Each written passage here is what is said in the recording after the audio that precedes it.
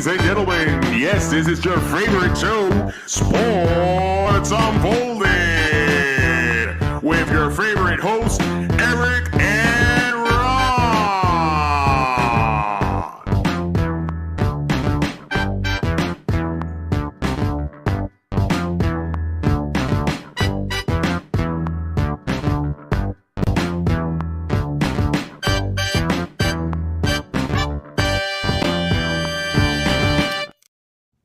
Hey, sports fans! It's back, the best sports podcast on the planet, Sports Unfolded, where we cover all of the top sports stories that have happened this week. I am your host, Eric. Main man right over there, Ron. How are you tonight? I am just ready to go. I'm on fire. You are on fire. You're burning up, my friend. Burning I'm up. burning up. Burning up. Manny, thanks for joining. So Who's waiting for us? We would love for all of you to join us live tonight. Join the chat. We've got a lot to talk about. A lot has happened in the sports world. Super excited about it. But before we get into all that, Ron, let's thank those that continue to help us grow. Let's start off with our good friends there in Providence, Rhode Island. Certainly, Eric. Tonight's show is brought to you by Sprout Co-working. For all your co-working needs, large or small, visit sproutcoworking.com. We also want to thank those in the Dallas, Georgia area, 99.1 WDJY FM. Thank you for the support, putting us on every Saturday at 1 p.m. And our good friends here in Southeast Connecticut, S6E9 Public Access Channel 12. Thank you for putting us on every Tuesday night at 10 p.m. We appreciate the support. Again, if you're joining us live, we want to talk tonight, so make sure you join us there as well. Ron, you ready to have some fun? Am I? I cannot wait for this. This may be the show of all shows. So season 6, episode 9. What you talking about, Willis? We are going to have some fun tonight, so please stay tuned for that. And with that, Ron, we're going to start off with our leadoff story. Both USA men's and women's hockey teams won the gold. What does this mean for the sport in the country? Like so long ago, right? Doesn't it? So the sport of hockey, obviously not as big in the United States as it is in other parts of the world. So with them both winning gold, do you think this increases the interest in the sport going forward? Well, yes, there's always an influx with when you have an Olympic champion. Back in 1980, when they won, it sent it sent interest throughout the country, and back then there wasn't really a lot of very good American players, right? Yeah. There was very few and far between.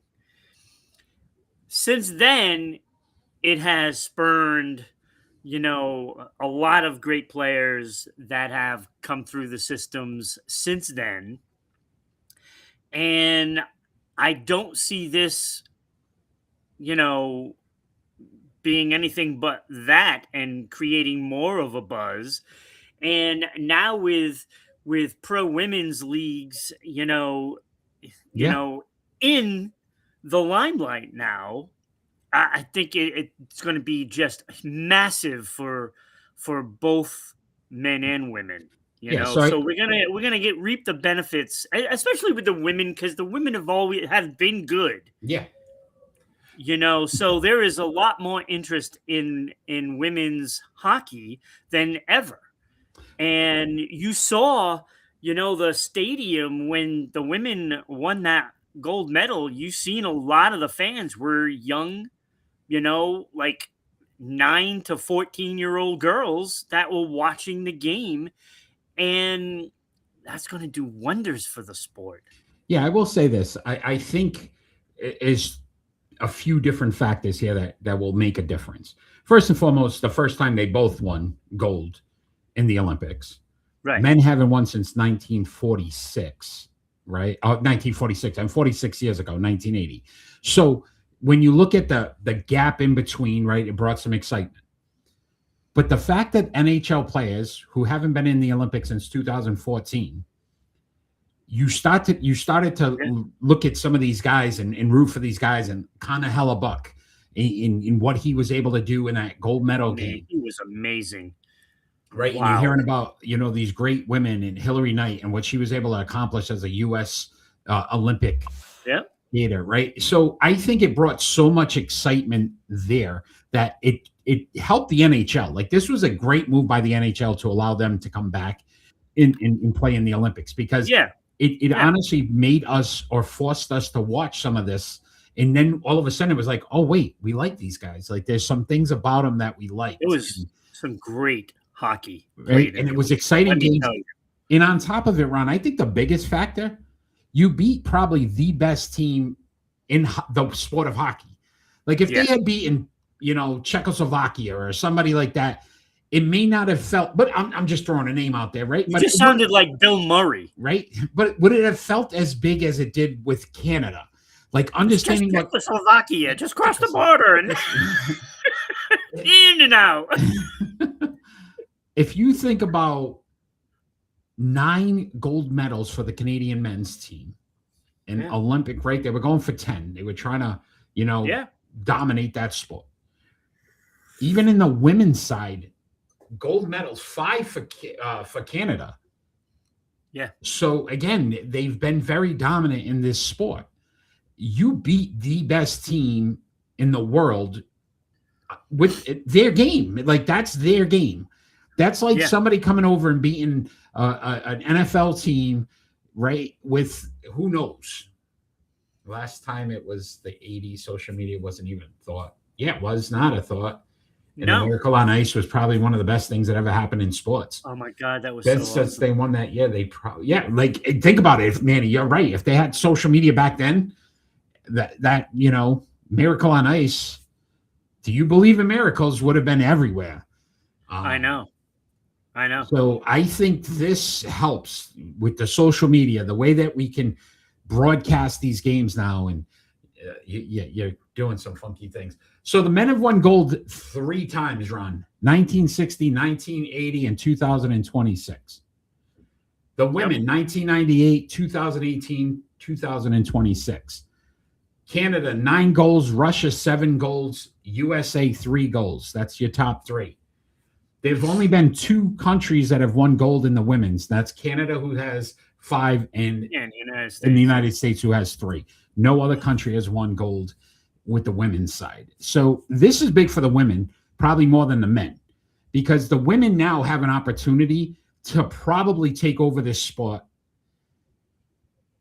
if they're able to continue to drive. I mean, you're talking 2 goals, 2 gold medals. If they can get to 5, and they stay tied with Canada, all of a sudden USA women's hockey kind of gets pushed to the forefront as one of the more dominant teams in the world.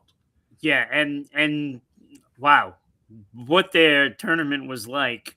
They were dominant until they went into that Canada game, and they just came fresh from beating Canada 5-0 previous in the preliminary round, the round robin kind of thing there. But Canada took it to United States in both games, and they could not solve the goaltending. The goaltending was huge. And, look, do I think Canada was a better women's team? No, I don't. But they played like they were champions.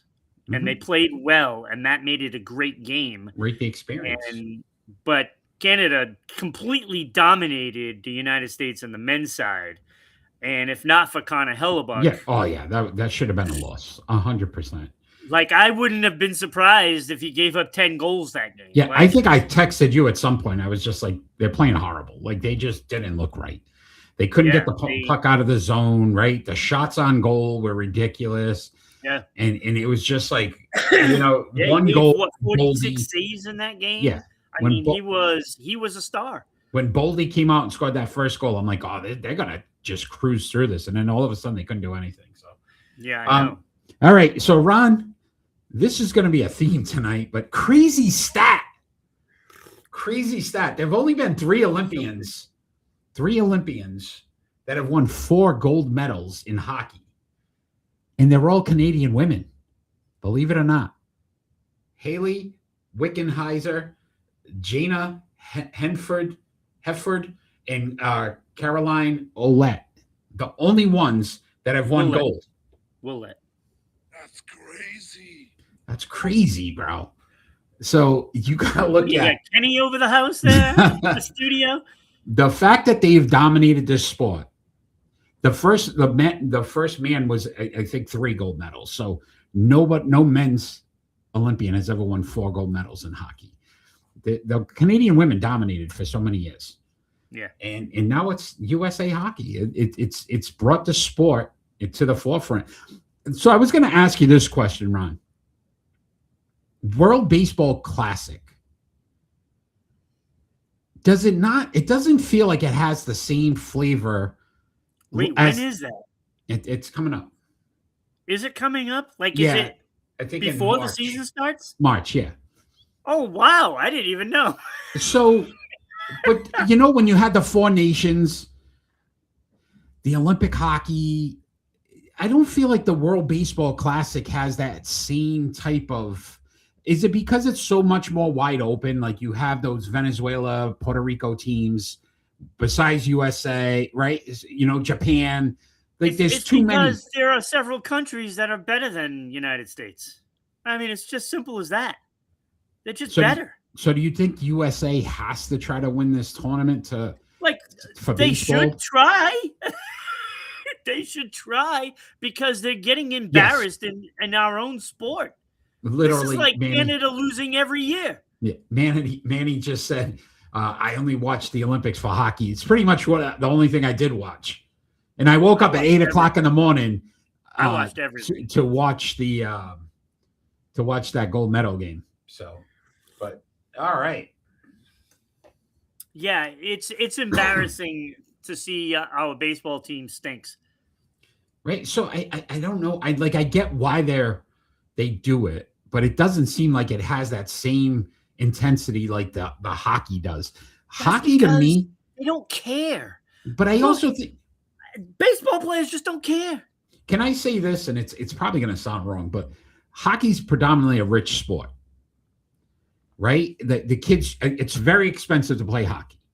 It is. And it's not everywhere. It's not everywhere. You know what I mean? You can't just go down the road and play hockey in your park, your local park, Well, yeah, you can. You could, but but whereas baseball's just so, you could play it anywhere. You could basically play it in your backyard. You could play it anywhere. And I think what happens is hockey, these players in these countries get so intense on it because it's so small versus baseball. And I think that makes a big difference because there's more pride in it. There's more pride in hockey. Fair, it's a cold sport. That too, right? And a lot of people don't like. So, if you're sitting on the equator somewhere, you're probably not playing hockey. Probably not. I mean, you could. I mean, they just played in Tampa. Yes. Outside. Yes. So, again, anything's possible. I guess. Right. I mean, I don't know. I just feel with like hockey,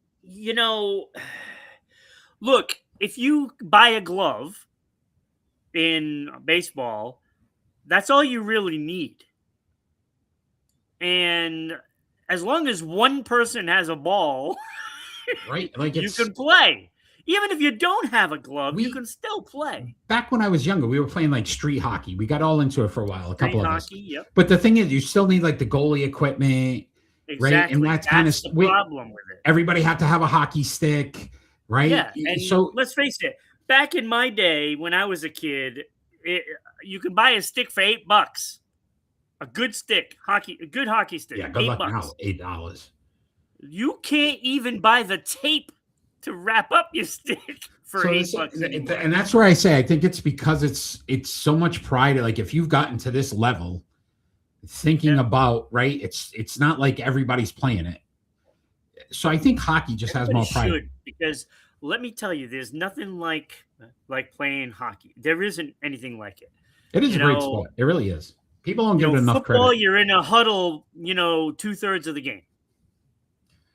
Well, for example, Dominicans are good at baseball because they take pride. Yeah, and that's what I was saying. United States players don't care; they're just in it for the money. Yeah. Well, we'll see. I mean, let's see if this changes some of the mentality. This is why you see, like Japan doing so well, Taiwan. Why? Because they're more disciplined. They want to play to win. The game. It's not about the money for in a lot of players. Same thing with Dominican and Venezuela and all. They're playing it because of the pride. Yeah, like they really feel that country pride. Right. And this may have brought some of that to the hockey forefront. Great discussion, Ron. But we're going to talk some NFL now. Yes. And Kyler Murray, who's looks like he's on the move. Do you think he could succeed with another franchise? Well, it can't get worse. Well, it could get worse. Could. He could end up in Cleveland. Can I say this? Sam Darnold has really changed the mentality when it comes to these quarterbacks, because if he can do it, you start to feel like many of these quarterbacks could. Right. And so I think the right coaching, the right people around him, maybe he can make a difference. Listen, I when I looked at his numbers, Ron, 67.1% completion percentage. That's pretty damn good. He's thrown for over 20,000 yards, 121 touchdowns, 60 interceptions. We always say, what's that gap look like, right? When we talk about good quarterbacks. He's never had a great receiver. Oh, wait, he had Fitzgerald. He had one. This is the point I'm making. It's I just don't think he's clutch enough. He also has the ability to run 3,100, almost 3,200 yards on the ground and 32 touchdowns. I mean, speaking of baseball, I think maybe he should have stayed playing baseball instead. He did play baseball. Yes, Manny, that's a great point. Listen, probably would have been better. I don't know, though. So durability is the question. In his 7 seasons, he's missed 32 games. That's basically almost 2 full seasons. Yeah. That's where you start to question, can he stay healthy? Look, he won Offensive Rookie of the Year in 2019, and he's a 2-time Pro Bowler. So he has the ability to be good. He needs to be on the field. What that Pro Bowl means. He needs to be on the field, though. Yeah, somebody else. Who's in the Pro Bowl? Yeah, somebody else can get it. I get it. I'm just saying. He was in the running. He was in there. He was in the mix. Yeah, he was in the running already. All right. So I also wanted to say, listen, his 2 coaches, Cliff Kingsbury, 28, 37, and 1, and then Jonathan Gannon, who they just fired, 15 and 36. He didn't have great coaching. And I think he needs a solid coach. He needs an offensive system that's going to cater to what he does best. But he has to stay on the field. I don't know. He is what he is. At this point, he is what he is. At least with Sam Darnold, he was in New York. It didn't work out for him there, but that franchise. Give me a quarterback that's worked out in Arizona. Give me a quarterback that's worked out in Arizona. None. And again, look at the franchise we're talking about. One, Kurt Warner brought him to the Super Bowl. So it might be the franchise, Ron. That's what I'm saying. But I don't think it's Kyler Murray. Point, he is what he is. Yes, he can run. But we also thought Sam Darnold was who he was. And Sam Darnold has proven that with the right coaching and the right team around him, he can. Yeah, but I don't buy it with Murray. I think he's too small for one. Okay. I mean, size could be a factor. With the size of linemen and, and linebackers, I don't see it. He can't get a good read on the field if you can't see the field. Okay. And I generally didn't think of height as a big disadvantage until recently. When you're looking at quarterbacks and you're talking about quarterbacks that are like 6'4", and they still look small. Well, it's like, point. he can't see anything. Everybody's in the way. He has no idea where anybody is. So he's just lofting it up there. And eventually it bites him in the behind. And usually it does. Manny says short kings can be great because he's short. And you're pretty great, Manny. You're pretty great. Yeah, but see, there's a difference between football and football. Good call. You don't need to be tall in football. Yeah. Because the field is just so big. Everybody looks small. Everybody looks small on a soccer field. All right, Ron. So we figured let's have a little fun. Here's the odds. So you can either yay or boo these particular teams, and we'll see where you're at the end of it. So the number one odds. My hot chocolate plus right now. That's number one odds. You ready? Number one odds. Las Vegas Raiders.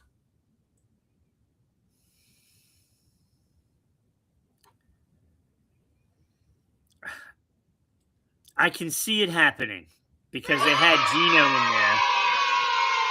All right, so that's a yes. But it ain't going to solve anything. All right. How about this team? Why would he want to go here? But then second best odds, New York Jets. I don't think he's going to end up there. No. That's the Jets fan. All right. New Orleans Saints. No. Don't they get a guy? I think so. Rookie kid. All right. What was his name? Something with an S. Shugs. Like Ruff or Shugs. Raiders will take a Mendoza. Show. I think it's Show. A Shog. I thought it was Shug. Cleveland Browns. No. You know, there's a debate on if Deshaun Watson might start again for them. Yeah, it's ridiculous. It's ridiculous. They should just cut him to the Dolphins. Okay, which is the next team, Manny? Great call. The Miami Dolphins. Yeah, I can see that. Yeah. Right? A lot of talk too. It might get cut. Dude, cap hit those crazy $90 million. Yeah. That's insane. Pittsburgh Steelers. Round it out.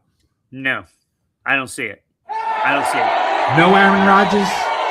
Maybe Kyler Murray. I don't think Rodgers will be there, and I don't think Kyler Murray will be there. Ooh, all right. Great conversation. But Ron, it's crazy stat time. And Kyler Murray's former teammate, wide receiver Larry Fitzgerald. Yes. Finished with more career tackles, 41, than drops, 29. He had 29 drops in his career. He had 41 tackles as a wide receiver.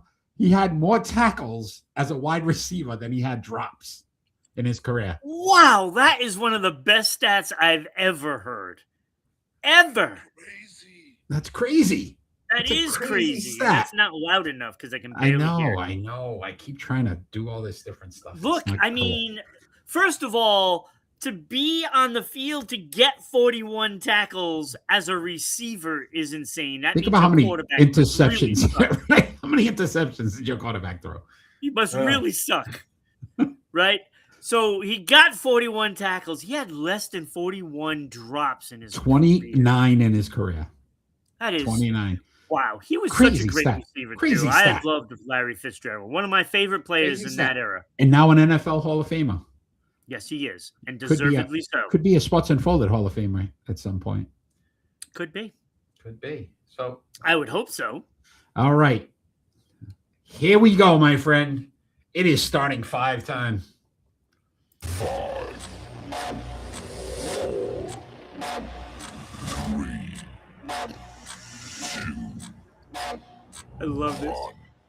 Our starting 5 tonight is NFL free agents that are available for 2026.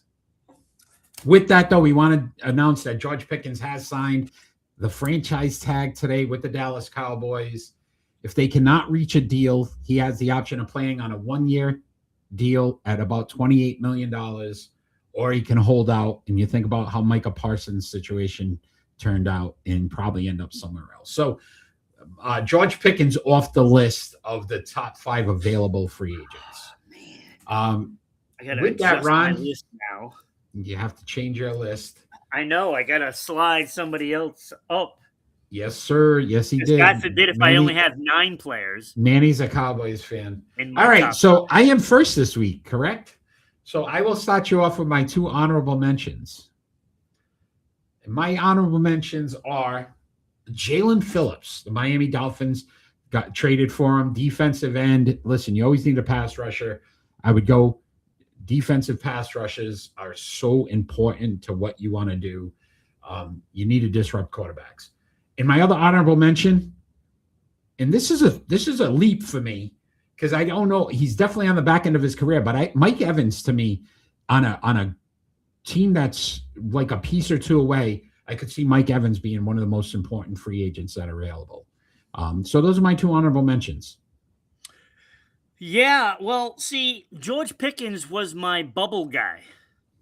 Okay. He was my number 6. So he's gone. So everybody gets slotted up, and that brings in Mike Evans to be on my honorable mention list. All right. Mike Evans. I also have Jalen Phillips, who is now the bubble guy. So he is the guy that is, waiting for one of those first 5 to fail, and he gets to jump in. But I also have, and you probably have this guy on your list, Breece Hall. Fantastic running back, but I don't think he's the best running back. Okay. And I also have Alec Pierce. Okay. As a receiver, I mean, his numbers are pretty impressive, averaging like 21 yards per catch. 21.3. Yes, absolutely insane. Mm-hmm. And imagine if he has a good quarterback. Imagine. Yeah. Mm-hmm. So I could see 2 teams in the AFC East looking for him. At least one, Buffalo. Well, yeah, that's who I'm leaning towards. But Alex Pierce is a sleeper. Agreed. I think I have him a little higher on my list. So, are you ready for our starting 5? Was that all your? I had one more guy. Okay. I have one more guy. Go ahead. And that is this. Whoops! If I can get this to work right, if I gotta close that off, this guy right here. What you talking about, Willis? What you talking about, Willis? I just feel like there is. Look, I know he's done nothing. Jake, thanks for joining. I know he's done nothing. I can't. But and I don't think he's gonna be great by no means. But I think he's going to get a lot of teams interested in him, mostly because most of the quarterbacks kind of suck. Exactly, but is he a franchise changer? No, but they're going to hope that he is, and he's very highly rated amongst all of the free agents. I'd rather have short things if I'm going to sign absolutely, especially a quarterback. But so I have no quarterbacks on my starting 5. I don't either. Okay. I have him as an honorable mention, okay, truly because everybody's going to be looking for him. In this question, and they're going to overpay 100%. Dearly, and they're not going to get the results. Agreed. I like Willis better than Love. Just I don't agree with that, Manny. Listen. Jordan Love's a good quarterback. I don't think he's great. He's good. We don't even know what Malik Willis is. Is that cranberry juice you're drinking? No, it's like a pomegranate blueberry. Oh, ooh, that sounds good. Oh, it's very good. Wait, what kind is it? It's one of the Mio. You just put the flavor in. You get the little squirt bottles. Oh, okay. It's really good. Okay. I'll send you the link. Awesome.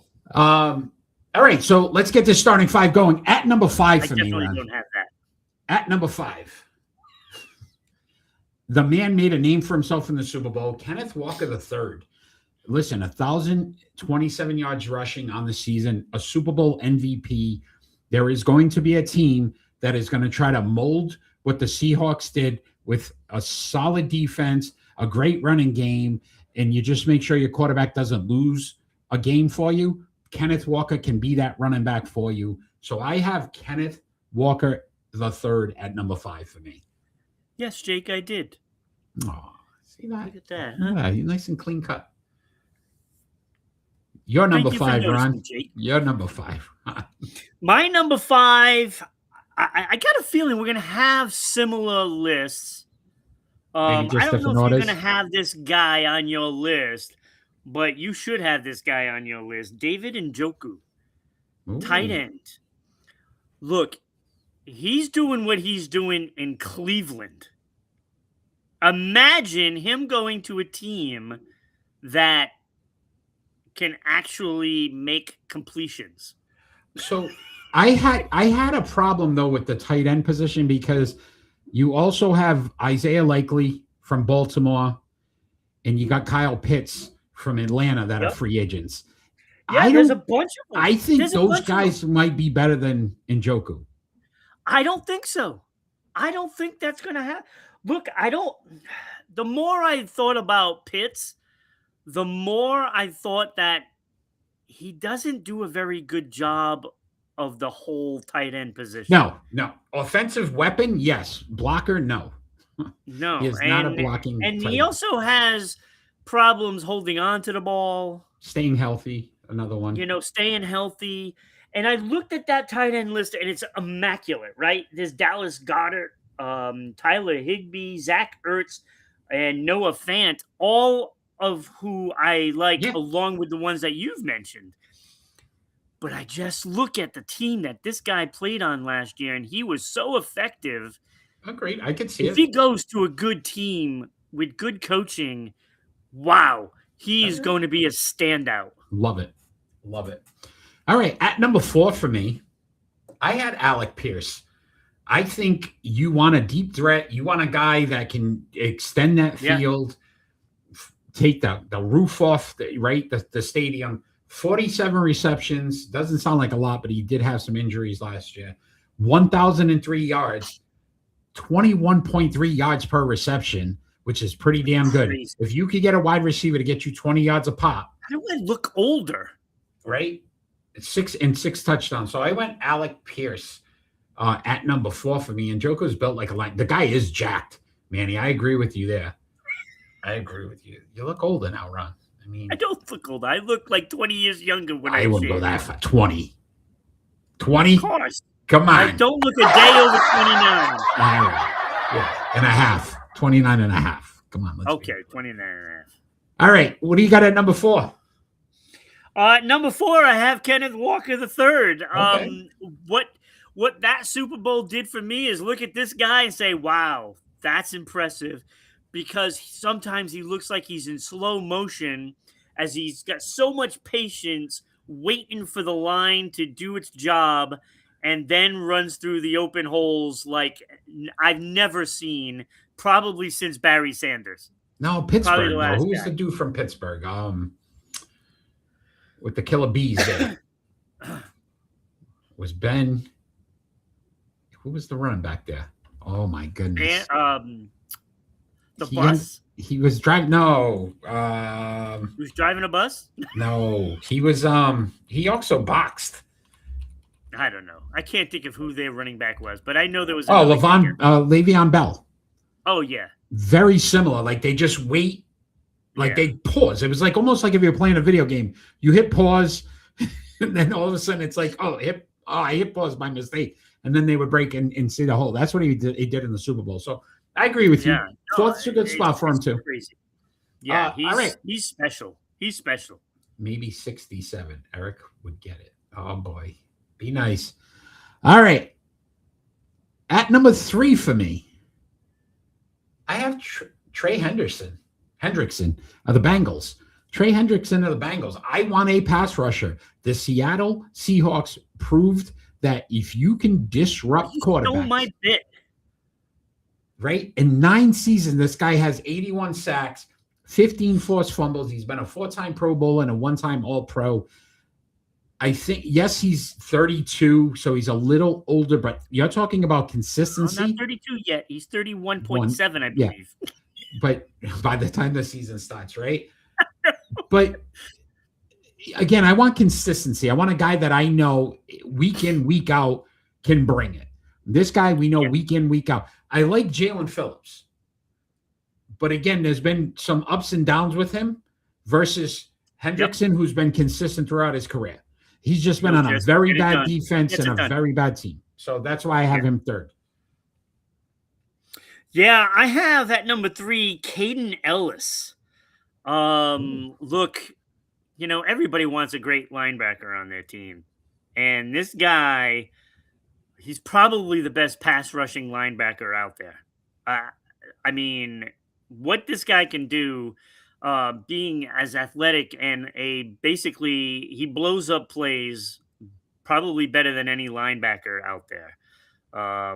You can move him around and then you can really get him to the side that you need him on. And who doesn't, like, with this day and age in passing, you've got to get in there on the pass rush, and he's about as good as you're going to get. Yeah. All right. I like it. That's a good one. At number 2 for me, I had Breece Hall. And I know you said you had him on your bubble, but I will say this. Teams keyed on him because the Jets couldn't do anything offensively. So I felt like his numbers got a little deflated. He still rushed for over 1,000 yards. Yeah. And he also had over 350 yards receiving. That's all right. When you're talking upside, Eric, you're absolutely right. He's still got young, that upside. Right? No health concerns. That's the way you feel about like Alec Pierce and and some of those other guys that are on this list with that youth, and all it takes is one solid season and it's going to become habit forming. I will say this. This might be my craziest take ever. And I'm sure you're going to put this on TikTok somewhere at some point. I see Breece Hall as Marshall Faulk on the right team. He could put up Marshall Faulk numbers, 2,000 plus scrimmage yards. If you get him on an offense that is honestly able to utilize him, and they're not the only key. You put a solid wide receiver on the outside. Let's just say, JSN from Seattle, and you had Breece Hall in the backfield. You either key the wide receiver, you key the running back, which means one of them is going to get yards. I think you need to get him on a team that has another offensive weapon so they can't key him. And I think this guy goes for 2,000 plus scrimmage yards.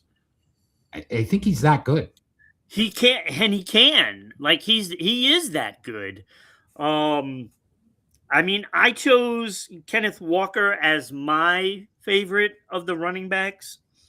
But it was a small margin. And that small margin made Breece Hall an honorable mention rather than on the list.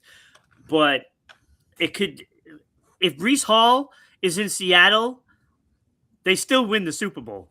100%. And it might be an easier road the whole way through. Put it this way, Manny. It might be the coaching. He wasn't the same this year. I agree. I will say that. Put him on the Rams. Yeah. You got Puka Nacua. You got Devontae Adams. Yeah. And now you got a guy like Breece Hall in the backfield. That would be... There's no way you stop that. That's actually a good place for him to go. I actually like that. I don't know if I see Walker's a better runner, Manny. But I would say that you're talking receiving. You can split him out wide. You're not doing that with Walker. No, Walker's your down the hill. Walker has better vision. Agreed. I loved what he did in the Super Bowl, even though it was against the Patriots. I loved what he did because there were points and times where I was like, you gotta appreciate I didn't even know he was that good. Like I didn't. Did the whole work. At the end of the game, they gave it to Chaminade to score a touchdown. I'm not saying Walker's bad. I'm just saying I think Breece Hall gives you more value, but that's my opinion. Ron, who do you have at number 2? Number 2, Jamel Dean. Wow, I dug deep, man. I just think as a cornerback, you need, with the passing game the way it is, you need somebody that could be a shutdown corner, and he has proven that he can be that. I think he can keep up with every receiver out there, and positionally gonna be in the right spot to make the play. And that's what I need on my team. And that's No, why you I went definitely number need a 2. shutdown quarter. There are 2 No. things you need, and one of them is a good cornerback. Mm-hmm. And of course, Caden Ellis, you need a good linebacker to control, the middle of that Yeah. field, especially. Yeah. So All right. I love it. Great job. All right. My number one's going to blow your mind. I don't think it is. Ron, pause. I go deep, man. Manny, it's a family show, bro. All right. At number 1 for me, the biggest struggle the New England Patriots had in the Super Bowl was controlling the defensive line. So why would I not, the best offensive lineman that's available in free agency, Tyler Linderbaum of the Ravens. This guy, Ron, 66 starts. He's played in 66 games. So he started every game since he's been in the league. He's only been in the league 4 years. 99% of the snaps last year he took. So he's solid. He stays healthy. And only 3 penalties the entire season. And he's a 3-time Pro Bowler. Listen, this is the guy that you build your line around. Your quarterback stays protected. You need your quarterback upright. This is by far the number 1 free agent that has to get signed by a team if they want to be contenders. And he's also on the top of my list. Hey! Yeah, I was tossing around Trey Hendrickson. He was the guy that I was thinking of. And then I'm like, well, he's almost 32. I don't think so, James. He didn't have a great season last year. And to me, that is a person that lacks desire. So I chose to leave him off completely. Yeah. Because of his situation, he didn't like his situation, so he didn't play as well. And to me, I don't want that guy. I want a guy that's going to go out there and say, all right, you guys want to talk about trading me? Fine, trade me. But I'm going to blow up everybody else's offensive line. James, thanks for joining. And that bothered me. So I went because of what Seattle did, both offensively and defensively, what they did in the Super Bowl to completely take the Patriots out of the game. And that was with their defensive pass rush, the run stuffing, just making plays in the secondary. But that line shut down our top guy. Mm-hmm. Was getting all these raves, throughout the playoffs, and he didn't get in. He didn't get in. Yeah, Milton Williams struggled. Barmore struggled. You need guys up front. James, the only reason why I say New England doesn't sign him is just the amount of money he's gonna command. It's just gonna be too much, I think. There are options for the Patriots, though, Eric. I would love to see them particularly get Rashid Walker. Left tackle. I mean, he's not the greatest, but he's going to be in the top 10 somewhere. Yeah, and I think you do have to move. And then you slide Will Campbell into a guard position. You need to do this. Plus D-Law teed off on you guys. Yeah, listen, you need offense. We know we need offensive line. I'm sure that's something they're focused on. Manny, I mean, Aubrey, listen, he's a phenomenal kicker, but I don't know how much. If you're counting on a kicker to be one of your best players on a team, you're pretty much asking for trouble. And I'm not saying he's not a good kicker, because he is. I just can't see him being on a list that, if I was looking at guys that are going to make the biggest impact every single week, I don't see a kicker doing that. There might be games. There might be a game or two where you're like, wow, this guy really bailed us out, made a big kick, or, Right. But I don't think I could put him on a top 5 free agent list. This free agent period is going to be insane. Crazy. I'm looking at like some of these players, and we have one in New England, Chazon. I hope they keep him. Command some money. They still got to rework Gonzalez deal. Yeah, there's a lot going to happen. when it Yeah, comes to there's New a England there's a as well. bunch of great ones out there. There's plenty. I was a little So- surprised with the Pickens signing as well. Listen, Dallas needs defense more than anything else.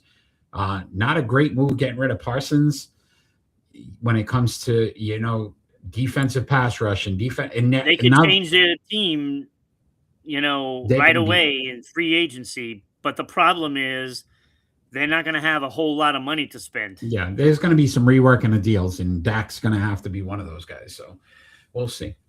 All right, Ron, let's talk some NBA. NBA, great discussion though, man. That was a good one. That was a good one. That was hard too, by the way. Yeah, James Harden, has a Speaking of hard, right injured thumb.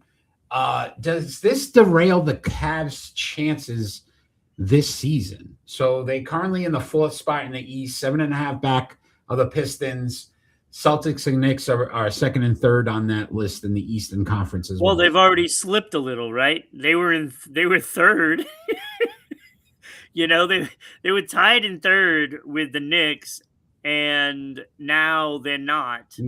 So yeah, it's going to be tough. I think Cleveland is just right now decimated with injuries.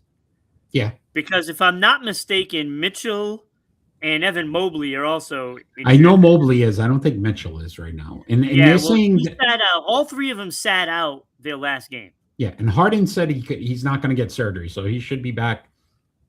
They're saying average on this injury 6 to 7 games. So he'll be back. His right. It's not his shooting hand. His lefty. He's a lefty. Listen, 32 minutes per game with the Cavs. He's averaging 18.9 points, 4.6 rebounds, and 8 assists. He's shooting almost 50% from the field and almost over 49% from 3. So he's been a big factor of what they're able to do. 6'7". He got it again. 6'7". Hey.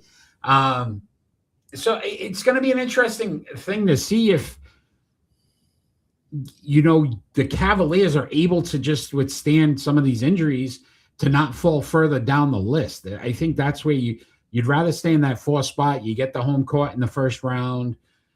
We know the Harden curse of the playoffs. I mean, the easier you can make it to try to advance, I think you have to. So this injury could hurt him. Somebody's got to tell the Cavs that just because he's hurt, it doesn't mean they can't fail in the playoffs. That's it. No excuse. No excuse. Excuse baked in already. Baked in.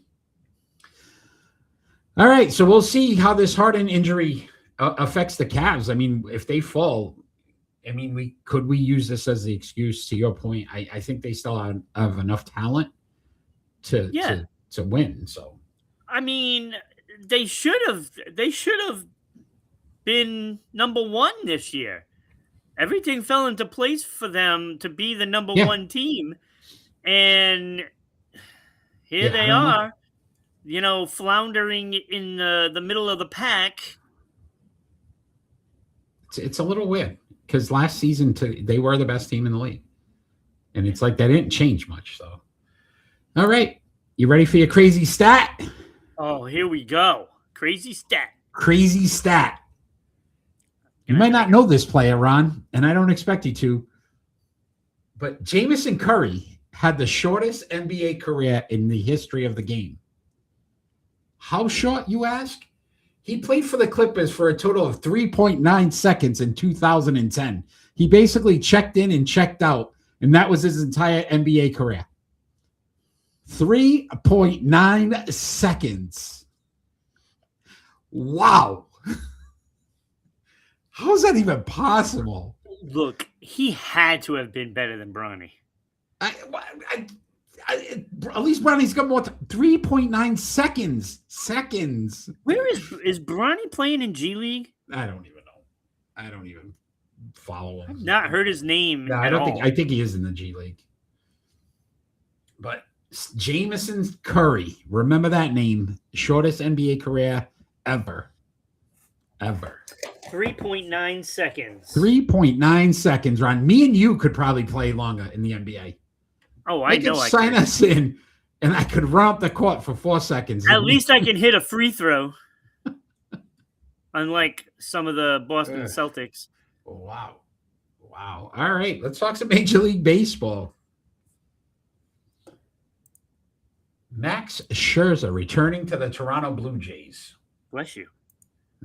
Thank you. Can he really be a factor this year? I like this move.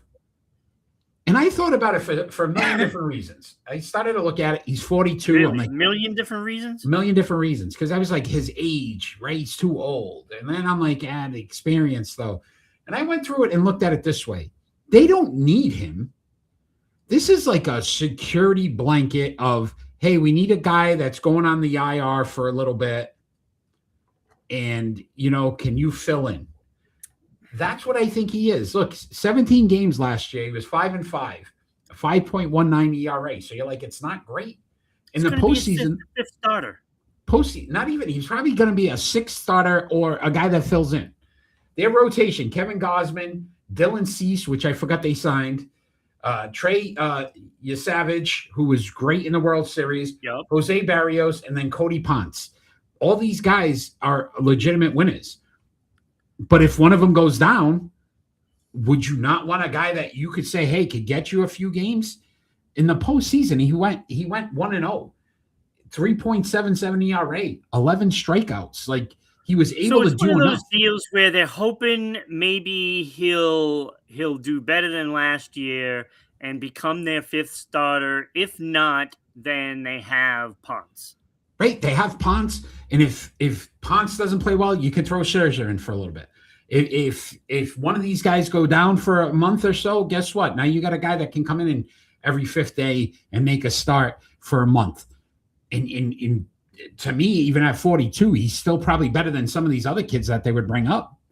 So I thought this was a great move. Yeah. No, it's not bad. I mean, right? $3 million, Ron. 1 year, $3 million. With incentives, if he pitches 65 innings or more, it could move up to almost 10 million. Right. So again, if he is productive and can pitch 65 innings for them, that's pretty damn good. He pitched 85 innings last year for them. Yeah. It's a good move. Oh, it is. All right. I guess we're moving on. It's not a wow. It's like, oh my God, they got Scherzer, but it's defending American League champions. It's insurance. Basically, they bought an insurance policy. That's what I'm saying, right? And most people would probably sit back and go, 42 years old, what are they doing? They don't need them. It's just nice to have. It's nice to have. All right. Crazy stat time, Ron. This is crazy. This is a crazy one. Did you know, Ron, that a player could hit one hit in all 162 games for 26 straight seasons and still fall 44 hits shy of Pete Rose? Could have a hit in every game for 26 straight seasons, and he would still be 44 hits short of Pete Rose's record. That's crazy. Yeah, but that's not really a great hitter. It's like a 250 average. I'm just saying, who would get one hit every game for 162 games? Well, it's not going to happen, but if you average that, you're only a 250 hitter. 250 is not good. 26 seasons. Yeah, but that's not good. You have to be. In today's baseball, that's pretty good. 250 is not bad. Well, I'm just saying,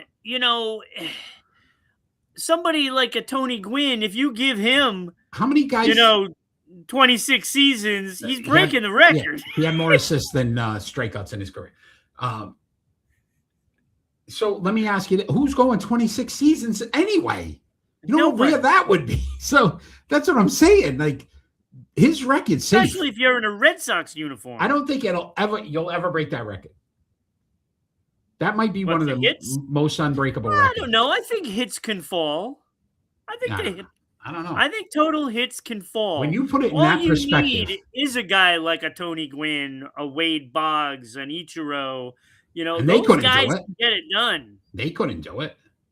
Yeah, they couldn't do it because they didn't play that long. And how long did Gwynn played for? What, 19 years probably? 18, 19 years. I don't know if he played Boggs 19 years. Yeah.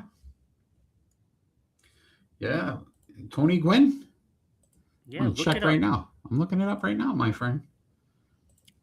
Let me look that up.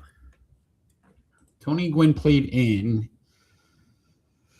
20 seasons. He had 20 seasons.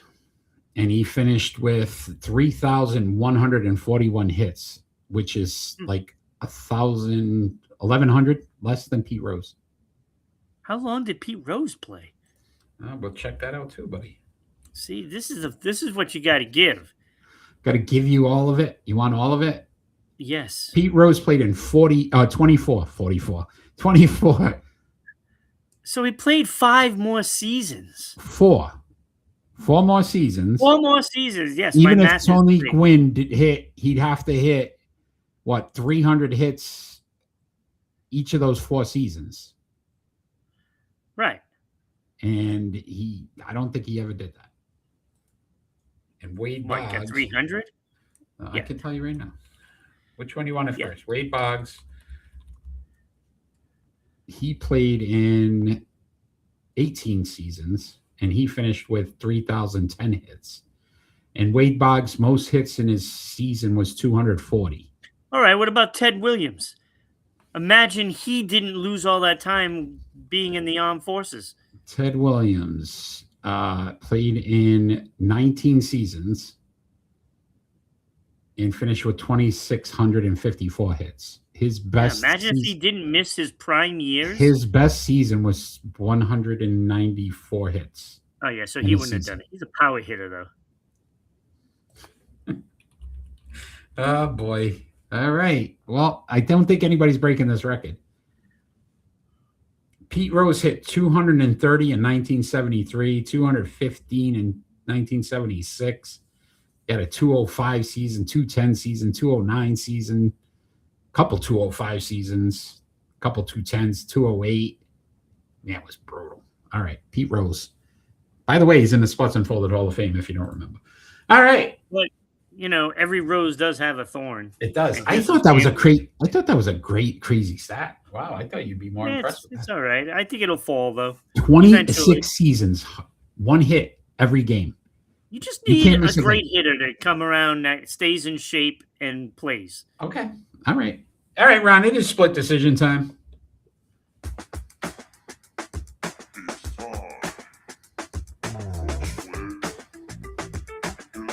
Before we get into our split decisions, Ron, could you tell all the wonderful folks out there about our good friends in Providence, Rhode Island? Oh, threw me for a loop there. I thought we were doing split decision. All right, tonight's show is brought to you by the all-new 990 WBOB radio page, offering links to your favorite Providence shows, including this one, Sports Unfolded, and the Bryant Bulldog Sports Hour. Yes, sir. Thank you, WBOB. Also, our friends in Dallas, Georgia, 99.1 WDJY FM, and our friends in Southeast Connecticut, SEC TV, Public Access Channel 12. Thank you for the support. All right, split decision time, my friend. And I am first, so here is your first split decision.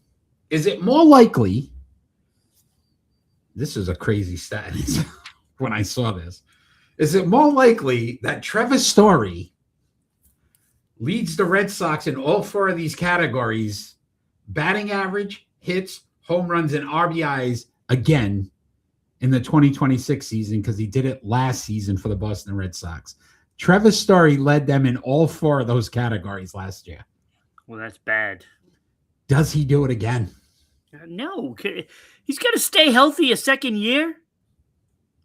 He's your best hitter. Yeah, I know. That's sad. Trevor Story. Let me read it again. Number 1 batting average. Number 1 in hits. What was his batting? Wait. What was his batting average? Oh, hold on. You didn't write it down? I thought that would have been like a. I had it, and then I was like, you know what? I know he's going to say no. But 263. Oh my God, that's bad. 25 home runs. Best. 25 home runs. 161 hits. 96 RBIs. All led the team. How the hell did we make the playoffs? Huh? Look at you guys. That's terrible. So number 1 guy, Trevor Story. So you're saying no? 25 home runs was Can't the do team it. leader. Team leader. Oh 25 home runs. God. And you didn't get any more power. So guess what? No. He may lead your team. He didn't do anything. So this could happen. This is more likely to happen again this season. Trevor Story could lead your team in all 4 major categories on the offensive side. I hope Roman Anthony stays healthy. That's all I can say. He needs to stay healthy or we're screwed. All right. No, Trevor Story stays healthy. You guys got a shot. He got you to the playoffs last year. Yeah, it was him. It wasn't Garrett Crochet. No. Your first split decision. Who I believe was the only one to win a game in the postseason for the Red Sox. Yes, that was a short run. Yeah, little run. It wasn't even a run. It wasn't even long enough to be a run. It's a jog. It was a jog. They jogged. Oh, they put the sneakers went on. Down the sidewalk to the mailbox. That's all they did. They put the sneakers on, looked outside, and said, "Nah, not today. Forget about it." Yeah, I'm good. We'll run tomorrow. Yeah. All right. Well, I might as well stay with what you did and go baseball. What National League East team is more likely to dethrone the Philadelphia Phillies to win the East this season? New York Mets, Miami Marlins, Atlanta Braves, or Washington Nationals? All right, so take Miami and Washington out, the 2 teams you have on the screen. Miami came in 3rd last year. Yeah, I think the Mets are falling apart. I think they got rid of some key guys. And I think this Juan Soto deal, listen, at the end of the day, I'm kind of glad he didn't stay in New York because I felt like the Yankees, well, he stayed in New York, but not with the Yankees. I think it's going to end up hurting this team. So I'm going Braves here. I like the Braves pitching staff. I still think they're capable. They just re-upped Chris Sale, believe it or not. So I could see them being. You had to throw that in, right? I did because I know you love it. He pitched so well last year. He did 2 years in a row. I think that's 2 more years than he pitched for the. Oh, never mind. So I'm going Atlanta here. I think the Braves, honestly, and they've got that pedigree. Like they've done it. They're always been one of those teams. So I think they had an off year. Put a bubble around Acuna. Yeah, they got to stay healthy. Yeah, that's probably why they didn't make it last year. They can't afford not to be healthy. But I think the Braves have some talent. Interesting. So I'm going Braves. That's probably who I would have went with too. All right. Your second split decision. Which team is more likely to have Aaron Rodgers on their roster next season? The Pittsburgh Steelers or the Minnesota Vikings, who that's becoming a very hot story? Minnesota Vikings. I think so. I think this could happen. I think he got hit too much in Pittsburgh. He's almost following the same path of the Brett Favre. Yeah, he's trying to outdo him, but it's not working. Yeah, so he's got to go to Minnesota. They're both a piece of work. Yes, just say Favre's much worse. The much other worse item that it normally is associated with. Yeah, a piece of something. My grandson does it in his diaper. We got it. Yes. It's also what Adam Sandler's car is. Yeah. I will say this. I think this Minnesota Vikings thing is heating up to a point where they're going to make a push for it. They have so much egg on their face from Sam Darnold. Yeah, it killed him. And you can't go back in there with J.J. McCarthy again and expect the same result. Like you can't. They fired their GM. They're like, terrible. Listen. So yeah, this is picking up steam. So we'll keep our ear out for that one. Even Minnesota, the games that he was winning, Eric, he looked awful in there. He's hard. He's done. He's washed. You ask me, he's washed up. But everybody thinks they could get that one last push with him, and I don't think he really cares. But it would look nice him throwing a Justin Jefferson. That would be pretty sweet. I would like to see that for all of the 3 games he probably plays before he pops something else. All right. Your second split decision. All right. We were right in tune. Okay. What team is more likely to sign Malik Willis. What you talking about, Willis? Episode 9, Season 6. New York Jets, Mhm. Las Vegas Raiders, Pittsburgh Steelers, or the Arizona Cardinals? Oof. 3 of those teams had a very similar quarterback. So give me the 4 teams again. New York Jets, Okay. Las Vegas Raiders, Yeah, I think they're out. I agree with Manny. They're going to go Mendoza. Pittsburgh Steelers, No Aaron Rodgers, the possibility. or Arizona Cardinals. So can I be cheesy? And I'm going to say none of those. And I think the Dolphins have the best shot because they picked up the coach from Green Bay. But if those are my 4 options, I think Arizona's out too. I don't think he'd want to go there. The Jets, yeah, I think he saw what the Jets are. I don't think he'd want to go They there. are who we thought they were. I think Pittsburgh makes the most sense if Aaron Rodgers doesn't stay. So Pittsburgh to me would probably be, because they always do the same thing. Pittsburgh, they get these quarterbacks that we think, okay, Kenny Pickett, oh, he's the next savior. You know what I mean? He's not going back there.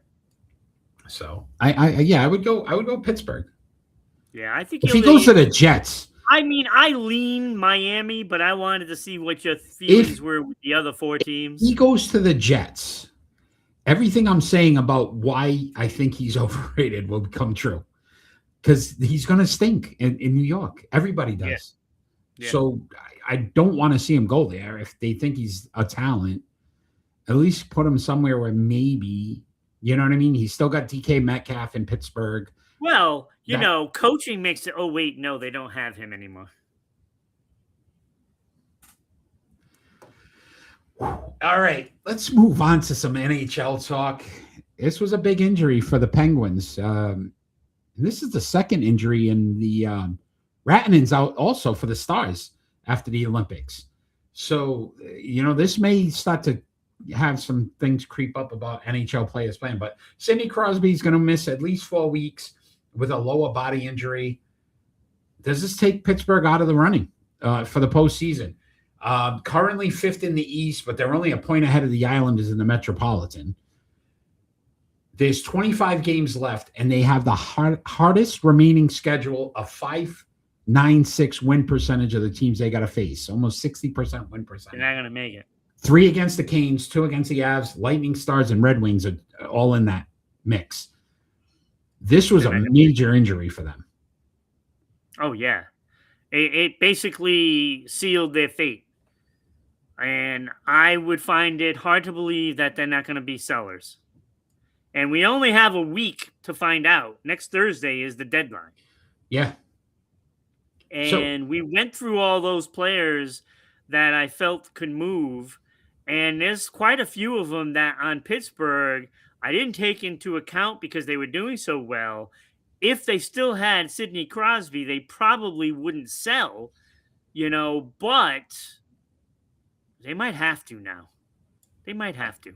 Yeah, listen, he leads the team in points. He leads the team in goals. It's not pretty. And Malkin is the second on the team. He's got 46 points. That's 13 points less than Sidney Crosby. Sidney Crosby's their guy. Malkin's also a free agent. So, again, I think to your point, they start to move 56 games, 27 goals, 32 assists. He's had 4 game-winning shots on 132 shots. What happened to Bing Crosby? Bing Crosby singing in the rain right now. Lower body injury, got hurt in the Olympics, James. Sidney Crosby. Well, he's got plenty of time to dream of a white Christmas, that's for sure. So this is a big one. And then that Rantanen one for the Stars. I don't know how serious that is, but if he's out, I don't know. I mean, they still have some horses on that team that they can still go. Yeah, but that's a big piece to lose too. It is a big piece, and if you enter the playoffs, they'll make the playoffs. I don't think they're in trouble of falling out of the playoffs, but Pittsburgh certainly is. That is not they were a point ahead of the Bruins going into yesterday. And the Bruins won, and then so did the Islanders. Yeah. So they're in trouble. They're reeling, Yeah, and I don't think they're going to hold on. They're not holding on to that spot. All right, Ron. Crazy stat time. Oh, I love it. Love it. Former Penguin, Mario Lemieux. Oh, I thought you were going to talk about Yager. No, Mario Lemieux. Retiring. 1988, scored 5 goals in a game against the Devils. You're like, that's not a big deal. It's happened. Did you know he scored 5 different ways? How is that not a big deal? Yes, I did know. He scored every way possible. So against that game against the Devils, he scored even strength, power play, shorthanded, penalty shot, and an empty net, all in that one game. Only player to do that on 5 gold nights. Did you know that it was 5 different ways off of his stick? Oh, no, I didn't know that. He batted one. And the ice is... He lacrossed one. I can't with you right now. Use the butt of the stick. He didn't even just... Pool cue. You know what I mean? But I'm just saying, think about it. 5 different ways he scored a goal. Yeah. Which is crazy. Look, I just saw yesterday somebody was saying, oh, you can't count Wayne Gretzky. Who's the best player ever to play? Well, that one is there's only 2 players that you can think of then for that. And I would either put Mario or Bobby Orr. Yeah. As the number 2 guy. It's hard to come up with something for the NHL because Wayne Gretzky just dominated so many different stats. And that's why I don't understand why Wayne Gretzky isn't one of the best, best athletes. Because, you look at some of the numbers in all these sports, they're close with someone. There's no one close to Gretzky in anything. It's not even. More. You take away his goals. Yeah, and he just the assist. If he didn't score any goals, he'd still have the most points in the league. Yeah, it's just insane. So, yeah, it's kind of tough with him. He's got to be on that Mount Rushmore of sports. Has to be. Agreed. All right, my friend, it is pick and roll time. It's time for pick and roll. Our pick and roll segment tonight. We're on episode 9 of season 6. These players were all drafted in the NBA at number 9. And they are Amare Stoudemire, Andre Iguodala, Joakim Noah, DeMar DeRozan, Gordon Hayward, and Kemba Walker. We're going to rank them from 6 to 1. I am first. Joakim? Yeah. It's not Joakim or... No, Joakim. Joakim? We're going to rank them from 6 to 1. I am first, so I'll start us off. At number 6, and this injury still devastates me to this day because I really think that's he was one. Gordon Hayward. That was brutal. That was his first game. First game, first pass, breaks his foot. It was right at the beginning of the game. It was the first play of the game for Boston.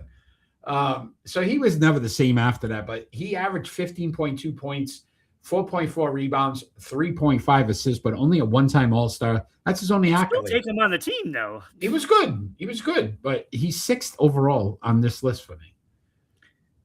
At number 5. You know what the problem is, Eric? What's the problem? He's not an other. An other. He's not an other. Kenny would know.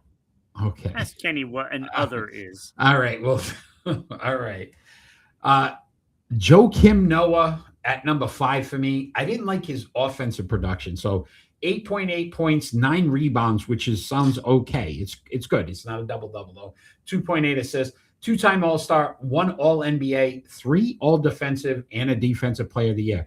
I just didn't like his points per game. So that kept me from putting him a little higher. Oh, yeah. At number 4, I thought this man might have been higher, but again, same thing. The second lowest in points, Andre Iguodala, 11.3 points, 4.9 rebounds, 4.2 assists. Only a one-time All-Star. Did make the All-Rookie team, 2-time All-Defensive, 4-time champion, but I don't think he was a big part of that. There was some guy named Curry that he played with, was pretty good. And Draymond. and Kevin Durant and those guys and Draymond, Clay. They were pretty good. He did once have the Finals MVP though, so put him at 4 for me. At 3, I had Kemba Walker. 19.3 points, 3.8 rebounds, 5.3 assists, 4-time All-Star, 1 All-NBA, and a 2-time Sportsmanship of the Year award. So he's a good guy. So Kemba, you moved into the top 3 because of that. Good guy. Good job. He's a good guy. He's a good guy. We don't know that. We just know he was a good sport. So there you go. I'm taking it. There's not a lot of those in the world anymore. At number 2, I went DeMar DeRozan. 21.2 points per game, which was the highest on the list. 4.3 rebounds, 4.1 assists, a 6-time All-Star, 3-time All-NBA, which is really good. But at number 1, Amare Stoudemire, 18.9 points, 7.8 rebounds, 1.2 assists. Same amount of All-Stars, 6, but a 5-time All-NBA. So that put him ahead for me. And he won a Rookie of the Year. So Amare Stoudemire at number 1 for me.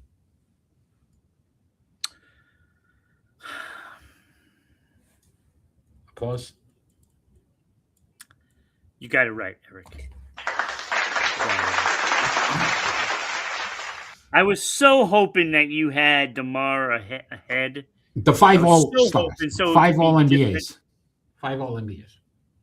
You know, and Amari also did win the Rookie of the Year as well. I put him in that Rookie of the Year.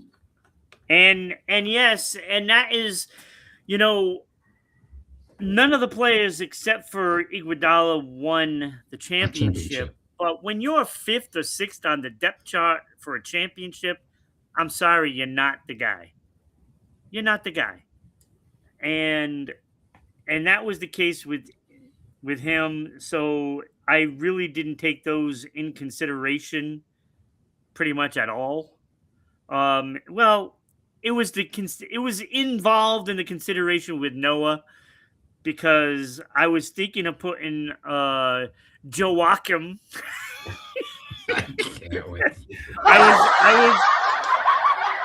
I was considering putting the Arc ahead of Iguodala, but those championships played a part in that. That's about all it played a part in. Dollar make you holla. Yes, exactly. Just like that. Wow. Just like that. Just like that. You know, they were all pretty solid players. But there's really only 2 guys on this list that I would want to maybe build around. I will say that, no, Kemba Walker, though, when he was healthy, good player, was nasty, man. At UConn, and then player. When he first came out, but yeah, he definitely above average, right? He's above average player. He'd be a good number 2 guy. Another former Celtic that didn't work here in Boston. They really tried, man. They got some guys that they were like, no, he'd be a good number 2 guy. You know, he could be my Scotty. Okay, I don't know. DeMar DeRozan, I mean, I feel like he's been playing for 75 years now. He might have been. He's still playing. He's with the Kings. And that's what I was thinking. To me, it was really close with him and Stoudemire, because Stoudemire didn't win a championship.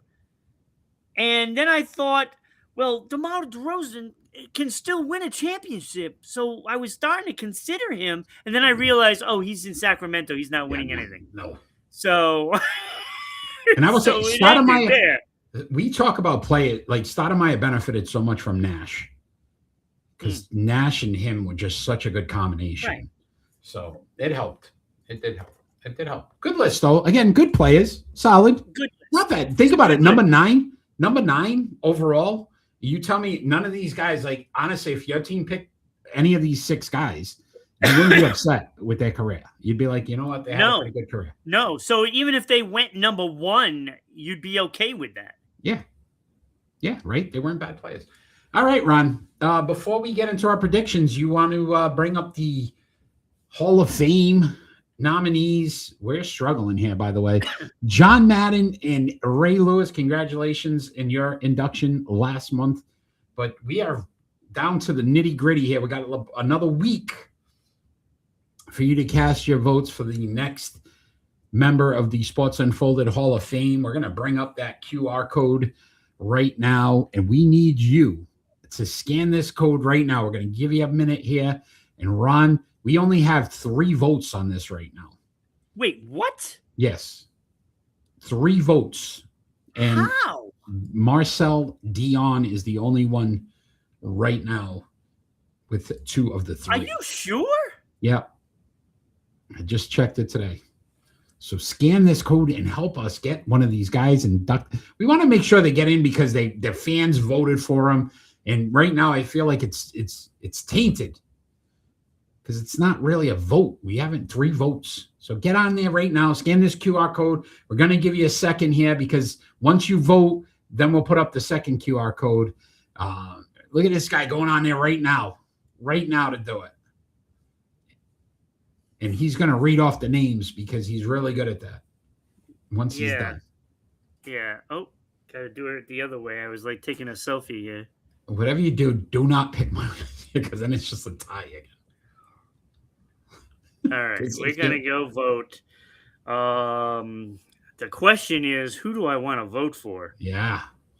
Narcel. Wow. Narcel's leading. Yeah. Narcel's brother is better. Yes, he was a little better. So, all right, I'm going to show some love to this guy who I love this guy as a player. So, all right. So those players that you can vote for right now, Ron, scanning this QR code are Mark Messier, Brian Trottier, Dale Howardchuk, Marcel Dion, and Peter Stastny. So cast your vote. Help one of these guys get into the Sports Unfolded Hall of Fame. We got one more week. All great centers from the 80s. One more week, and this will be it. So here's your last chance. We'll post it again, some of the other sites. But you also have your chance now. Hopefully you've already done that for the NHL. You're going to do it right now for these Olympic athletes. Ron, they are Irene Woost, Ariana Fontana, who just skated her last time in the Olympics for the Italians. Still active too? Good. Okay. Yeah, not anymore. She's retired now. All right. Natalie Geisenberger. I can't put Bill Belichick in, but you get Natalie Geisenberger. You know, look, I mean, if you're a little hungry when you do this, you're probably going to vote for her. You're going to need a burger. Everybody could use a good burger. Yes. And Lydia Skoblikova and Bonnie Blair. And I think this one's tied between Woost and Blair, if I'm not mistaken. Actually, really, Woost is making a comeback. I can check that right now. Hold on. Let's ooh. Oh, all right. So is it Woost but not least? Let's see. Let's see here. Woost, there it is. Woost, there it is. We only have 2 responses on this one. How do we only have this? And I apologize. It's Ariana Fontana. Fontana. I got a little accent thing going. I'm trying it. See if it works. And Bonnie Blair. So there's 2 votes. Oh, this is pitiful. Come so on. People gotta get on there. You people out there? Cast your vote right now. This is going to be the worst voting cycle we've ever had. Ever. So, James, if you're on there right now, Manny, scan the code. Vote.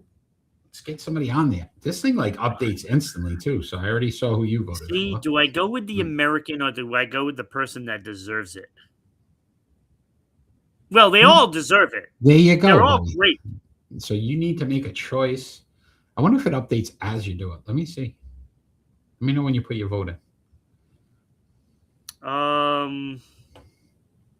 Yeah, I'm gonna go Bonnie. Complete. I voted. All right. I'm just so mad right now. Back. So you gotta share the link with me, and then I'm gonna share it. You know, so because that pisses me off, to be honest with you. Yeah, it should be much more. So again, we take a lot of pride in this. If you check out the website, when you scan this, it'll bring you can check out the Hall of Fame. We take a lot of time, and this is important, right? These are the fans get to vote. It is important. That's why I say guys like Pete Rose are in our Sports Unfolded Hall of Fame, not because we chose them or we have some writers Definitely choose them. it wasn't me. The fans voted them in because you I would know. need Ron, because you would need 162 hits for 26 straight seasons to be better than Pete Rose. No, wait, and still fall short, which means you'd have to play a 27 season to beat Pete Rose's hit record. No, Crazy. I'd have to get 164 hits. Each, yeah. Well, you could do that. There you go, Just buddy. get 2 more hits every year Yeah. There you go, buddy. for 26 years. In every game that you Every play game. in, every game. Not 2 more every game. Just No, you got to get 2 two. Yeah, you'd have to have a more 2-hit per game. year. Yeah. Which means you got to go like, yeah. No days off. No days off. There you go, buddy. Bill Belichick should be in the Sports Unfolded Hall of Fame. No days All right. So hopefully you've casted your votes. This is disappointing. This was I'm the worst really one we've upset. had. Look, This is the worst all one of we've you had. guys right now, you guys better be doing it. All of you. James, Oh. let's go. Manny, go vote. Jake. Hugo. Everybody, get on there. Danny. All right. Vote. All right. Ron, it is prediction time. Or you lose, sir. Let us. I'm voting after the show. Vote now. No, right now. It's up. Vote. Right now, James. Let's go. He'll go Vote. back. All right. Let's go into our predictions. James, make sure you're there. Manny, hopefully you're still on. It was a rough week again. We are struggling this year. I know you're still above water here. I'm at 54%, so I'm okay. Ah, boy. You dropped 3% after this week. So last week, 4-6 for us. Hugo went 5-5. Let's get and wins the week. And wins the week. Moved up to 33%. My man. James, 2-6. James, you're gonna need James, you need to do you this. need to start to let's get in this, James, and see what you can do. All right. Your 25 percentile. All right. We are starting off with the NBA. Put the wrong date. 26%. Tonight, right? Yes, tonight is the game. I put yesterday's date. All right. So tonight you got the Denver Nuggets at the Oklahoma City Thunder. My man's back, SGA. I think at home I'm gonna go OKC here. So I'm going OKC, SGA to come back and spark this team. And they're very good at home. They've only had I know, digits at home. So. I know, but I don't like going up against the Joker. This is a tough decision I have to make here. So when you have your eggs, do you like yolks? When I went against them, wait a minute. When was the Celtics Denver game? Was that 2 nights ago? Yeah. Okay. Blew out Boston. Yeah, I picked Boston thinking, okay, they're playing terrible. Yeah, guess what? I went against Joker. So, Manny, if you're on, pick. man, I don't know. I don't know because I don't want to pick against SGA either. But all right, I'm gonna go.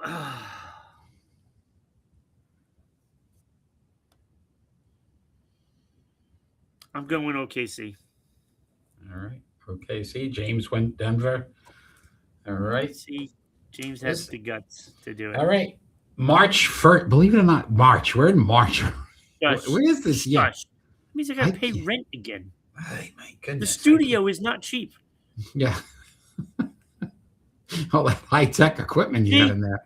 That's why you got to go to the website, RhodeIslandBroadcasting.net. Go on there and go to the Sports Unfolded page and donate. So that way the studio is always here. Yeah. Donate. Some upgrades. Support the shows. Upgrades. All right. March 1st, Ron, your first game here for the NBA. San Antonio Spurs at the New York Knicks. I'm going San Antonio. I'm not going against San Antonio. No way. I The agree with Knicks you, man. aren't as good. I Just agree with flat you. out aren't as good. I think Wemby is coming into his own. This kid is legitimately becoming the best player in the NBA. And the things he can do at his height are ridiculous. Yeah. I don't know. Was there something funny that James went with the Spurs? Depends. Wemby, the best player in the NBA. You don't think he's the best player in the NBA? He's ascending to that. I didn't say he was. He's ascending to that. Okay, James went Spurs. He's in the conversation of it. You still got love for LeBron. I apologize, Ron. I should have. Get the hell out of here. All right. On the 3rd, March 3rd, this is another good game. The Detroit Pistons at the Cleveland Cavaliers. Detroit. It's my you're pick, first. but it's all right. I'm going Detroit as well. I think the Cavs, with those injuries, Detroit they're fighting for the best record in the league. That's crazy to think about, man. The Pistons. Yeah. Last week they were at that point. Yeah, they were the best team in the league. What a weird season this is. But then SGA game's going Cap. Likes the home team. Well, yeah, they are at home. All right. All right. Let's go some NHL action. Nine-finger Harden is going to have something to say about it. It's a thumb, though. It's not really a finger. Well, 5. All right, 9-digit. 9-digit Harden. All right. NHL on the 28th, tomorrow night, you got the Washington Capitals at the Montreal Canadiens, Ron. Who are you taking? I'm going to take Montreal. I actually think that they're the better team. I'm not. I think Washington is faded badly, and I think Washington wins this game. I mean, Montreal wins this game easily. Yeah, Montreal very good at home, and Caps not so good on the road. Canadians playing some really good hockey this year. They have been consistent throughout. So I went Canadians as well. Yeah. I can't believe you went Canadians. That's like, and you didn't even struggle to do it. James put the Leaf up. Canadians. All right. On the 3rd, Ron, we've got the Tampa Bay Lightning at the Minnesota Wild. Believe it or not, and I heard this PK Subban was saying to watch this team. The Wild are gonna pass the Avs by the end of the season, and they already beat them last night. I'm going Wild here. I think they're the team to beat, even though Tampa Bay's got the best record in the Eastern Conference. I think the Wild are gonna really make a move. Yeah, there's a little question on how healthy Hedman is. And the addition to Quinn Hughes to Minnesota he's the best defenseman in the league. Yeah, you got the best defenseman. I don't even think that's a question. And Boldy's the top goal scorer right now in the league. Like people say, "Oh, it's Makar that's the best defenseman." No, I don't believe so. I think it's Quinn Hughes. Yeah, Makar might get more points, and he's more than capable of driving my car. More than capable. But you're trying too hard now. Hughes is the better all-around defenseman. Yeah. So I'm going Minnesota as well. All right. At home. Pick that Lightning at Wild. Tampa Bay at Minnesota, folks. They all fell asleep. Yeah, maybe. Yeah, maybe James is voting right now. That's what we're going with. All right. On the 3rd as well, you got the Pittsburgh Penguins at the Boston Bruins. Boston. It's not close for me. That's that one. Look, with Sidney Crosby there'd be a question on whether the Bruins can win a face-off. But James went Tampa. I just think that with Crosby out, I don't think they have a chance. They don't have anybody as that leader on that team that can go out there and win a faceoff that you need, or put some pressure on the defense like Sidney Crosby can with his playmaking ability. Yeah, they still have Malkin, but Malkin's starting to look his age. Mm-hmm. Yeah, no, I agree with you. I went Boston here. I think these are some of the games they have to win because they're going to have some tough competition down the road. These are games they should win now if they're going to stay in the playoff hunt. So, have we picked all the same teams? We have. Big college matchup tomorrow. The number 11 Virginia Cavaliers at number 1 Duke Blue Devils. You asked when Duke was last number 1. Here you go, my friend. Yeah. So that was one of the things that I got right last week, wasn't it? Yes. We flipped the two we had different. We split. Yeah. So I'm going Duke here. I think Duke at home. Yeah, I am as well. There's no way I'm going against Duke at home against Virginia. So both Cavaliers teams will lose this week. Oh, look at you. Huh? All right. James, you got a pick there. Virginia at Duke tomorrow afternoon. Duke of Earl. Duke of Earl. That's all I can sing. I cannot sing any more of it because then we'll get blasted by. Just let's not get. Please don't. All right. With that, we got some NASCAR on the first Duramax Texas Grand Prix in Austin, Texas. We need a top 5 driver on. I am going with a hot hand. Wait. Am I first or you? I'm first. Are you now? Yeah, you picked Duke first. Okay, you're right. Go ahead. All right. Eric, this is a road race. So all the other stuff goes out the window. I don't care who is normally in there for NASCAR. I'm telling you, there are 2 guys that have a shot at winning this race, and the winner will be Shane Van Gisbergen. You're doing him again. It's a road race. He's absolutely winning this one. All right. Worked for you. Hugo finally joined. All right. Shane Van Gisbergen. Okay, I'll just try to figure that out. All right. Gisbergen. James is going Martin Truex Jr. I am going an absolute crazy here. Going for the trifecta, 3 straight wins. Tyler Reddick. The man is hot. He's hot. He's hot right now. So we'll see. This is a road race. I don't care what it is. It's gonna be Tyler Reddick. So Michael Jordan one of those like F1 guys. So whatever the X1 Sport or whatever the hell his team name is. Message me the list after. I just think you're making you're missing out. Can you an easy? Would you be able to message points. Hugo after the list, please?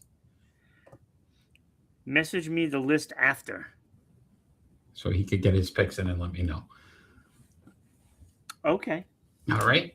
That way we get Hugo back on the list because he needs to make some moves here. Juan Pablo So Hugo, Montoya. you did win. You can't wait a minute, James. You put 2 names down. Pick one. Now he's going Juan Pablo Montoya. Because now he just realized what I said. So he wants to go. So am I going Juan Pablo? So he's not going James. Martin Truex. He's going Juan Pablo Montoya, which is a great Juan pick. Pablo. Okay. Got it. All right. Done. James. All right, Ron, it is final thoughts time. And our final thoughts don't necessarily have to be about anything. No, Juan Pablo doesn't race anymore. Damn it. Martin Truex. So it's Truex. I can't. I don't know who. We're not big. I'm not a big racing guy, if you haven't told. He retired. Good for him. I'm about to retire from NASCAR here. NASCAR is fun to pick. All right. I'm going to get my first win of the season All right here. So I want to make sure your phone is nowhere near you, Ron, with my first final thought, because I have two. Your Why phone, does my make phone sure, not need to be because I near me? feel like you're going to book tickets as soon as I tell you this. Oh, All right? boy. But I'm a little upset with the NBA. On March 16th, the Atlanta Hawks are planning a Magic City tribute night. If you don't know what Magic City is, it is a famed strip club in Atlanta. They are going to celebrate the strip club on the 16th. I see he's reaching for his phone now. He's already booking tickets, people. So it's going to feature their famous lemon pepper wings. They're going to have music, hip-hop music. Is that what they're famous for? T.I. is going to perform at halftime. T.I. And they're going to sell merchandise. I'm sure that says Magic City on it. I heard that he was changing his name to TNA. It might be IT after this one. But I will say this. I think this is the wrong image for the NBA. Again, these are kids. I get that there's some kind of, thing with this strip club, and Lou Williams, who's a former basketball player, they named their wings after him because he was in there so much when he played for the Hawks. I don't think they're thinking this through. I know Atlanta wants to try to sell some tickets, but what do you bring up? What do you like? I'm at a loss with this one. We talked about what baseball is doing with Bobby Valentine night and Nolan Ryan. I'm like, those are kind of cute. They're good for the kids. It's kind of why a strip joint is being recognized by an NBA franchise, regardless of what city it is and how important it was to the Atlanta. Like, I just don't feel like it was right. March 16th is when this happens. I'm hoping the NBA really steps in here and says, look, I don't think this is the right image for our league. Because I think it's wrong. That's just my opinion. And I'm not against strip clubs. I don't go to them personally, but I'm just saying to be recognized on a national stage like this makes no sense to me. And my second final thought, I just wanted to give some kudos to the U.S. men's hockey team. I loved at the end of the game when they were celebrating the gold medal and they had Johnny Gaudreau's jersey, a sweater, right? And they brought that sweater out. He would have made the team. And he was, just the tragedy of how him and his brother had passed away. But then they brought the kids out for the team photo. And that really touched me because those kids now will always have that memory of their dad. And they can put that on their wall or wherever they're going to, right? Because that's something that, honestly, they would have never had seen. So I just wanted to give kudos to the men's hockey team for the way they were able to include his family. They kept showing him in the crowd, the dad, his wife, and just the emotions they had at the end when they won it. I thought they did a great job with that. And the fact that that team thought of him, understanding that he would have been on the U.S. hockey team if he hadn't been struck down so tragically. So those are my final thoughts. Yeah, that would have been my final thought.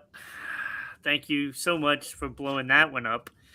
I do second those thoughts. I thought it was one of the better moments I've seen in sports for a long time.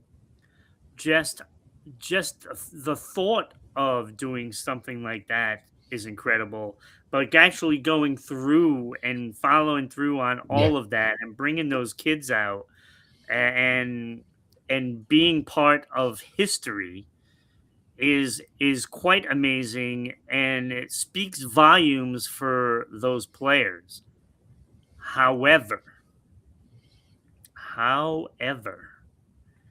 I do not like what happened when they got a call from some certain Donald and basically laughed at that basic insult that he threw out there about the women. And I'm not agreeing with them not sticking by those players. I know somebody and I can't remember who the player was, decided not to go for that reason. And I give him kudos. I don't like that they all laughed at it. And I know that they spend a lot of time with those players, you know, in the Olympic Village. So they worked out together and the whole bit. And they don't think of the women, you know, any negative thought about them. But laughing at the joke kind of was a bad look. And then showing up when you could have stood by your fellow, you know, gold hockey team, could have stood by them, but they chose not to. Although I did watch that and I did see them come out, and some of them didn't look thrilled that they were there, but they still showed up. You should have had a little more of a spine and believe what you believe and just not attend. But I didn't like that they all laughed at the mockery of the women's team. And frankly, the women's team has been the backbone of the Winter Olympics for a long time. And I just don't think that they got the accolades that they deserve. Yeah, the credit and, you know, the accomplishments that they had. Well said, Ron. I agree. You know, I thought it was just, again, another, we could go down this road, but it's just another disappointment. We don't need to go down the road. Yeah. We know what that road. Yeah. Another disappointment because, again, what they were able to accomplish and the fact that both teams won the gold, it was a real good opportunity to really acknowledge both of their feats. But yes, absolutely. Yeah, somehow we've got to turn it into something else. So, yeah, a great point. Great point.